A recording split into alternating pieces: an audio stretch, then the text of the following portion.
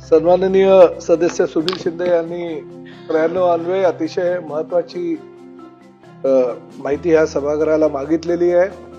प्रामुख्यानं राज्य शासनाचं जे धोरण होतं ई बाईकच्या संदर्भात, ते धोरण ह्याचसाठी होतं की महाराष्ट्रातील भूमिपुत्रांना, महाराष्ट्रातील बेरोजगार तरुणींना रोजगार मिळावं हा उद्देश डोळ्यासमोर ठेवून आणि प्रामुख्यानं त्यामध्ये सुशिक्षित तरुणींचा फार मोठ्या प्रमाणामध्ये सहभाग व्हावा।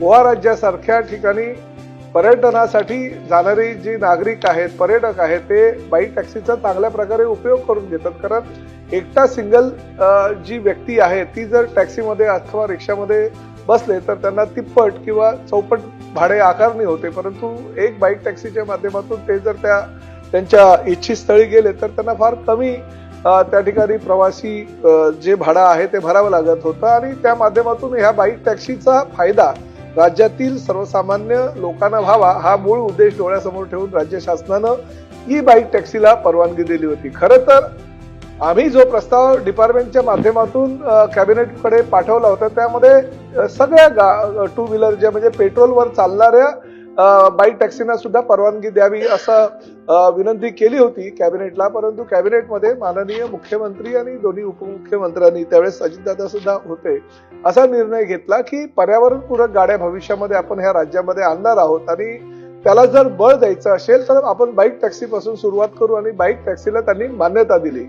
त्यामुळे आज ज्या रस्त्यावर कुठल्या पेट्रोलच्या गाड्या जर फिरत असतील तर त्या बेकायदेशीर आहे, त्यावर आरटीओच्या माध्यमातून वारंवार कारवाई केली जाते।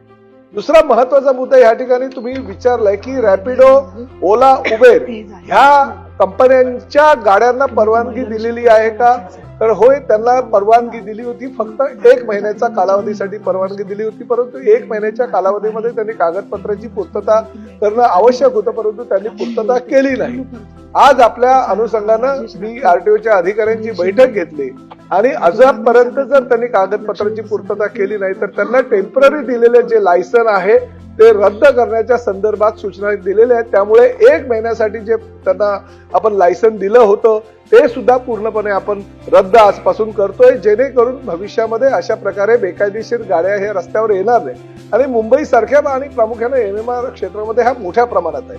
खरं तर ओला, उबेर, रॅपिडो ह्या ज्या संस्था यांची मुजोरी सुद्धा फार मोठ्या प्रमाणात वाढलेली आहे। आरटीओच्या अधिकाऱ्यांनी वारंवार तक्रारी आमच्याकडे केल्या होत्या की हे आम्हाला सुद्धा जुमानत नाही, म्हणून आपण डायरेक्ट त्या बाईक टॅक्सीच्या चालकावर गुन्हे न नोंदवता डायरेक्ट आपण मालकावर गुन्हे नोंदवायच्या सूचना दिलेल्या आणि ती सुद्धा योजना आपण आजपासून करतोय, जेणेकरून ज्या पेट्रोलच्या बाईक तर आपण जप्त सुद्धा करायची मोहीम आता करतोय, परंतु त्याचबरोबर डायरेक्ट मालकांवर गुन्हे दाखल करण्याची भूमिका परिवहन विभागाने आजपासून घेतलेली आहे आणि त्यामुळे ह्या पुढे रस्त्यावर ज्या गाड्या येतील त्या सर्व बेकायदेशीर असं ठरवलं आहे।